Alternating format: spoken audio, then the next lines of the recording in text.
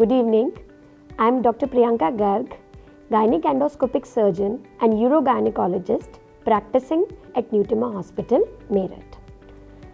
Females have a lot of urinary problems and they always feel ashamed about sharing these problems because nobody else understands the problems associated to that. One of the most important ones is stress urinary incontinence, that is leakage of urine while coughing, sneezing, even laughing, dancing, and at times any forceful abdominal movement can cause leakage of urine.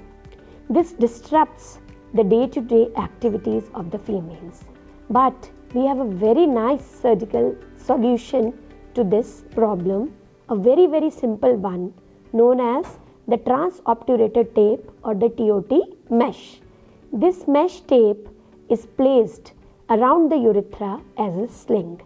TOT surgery can be combined with other procedures like removal of the uterus or ovarian cyst removal, removal of fibroids, or can be done independently. This is a daycare surgery. The facility is provided by myself at Newtima Hospital, Meerut.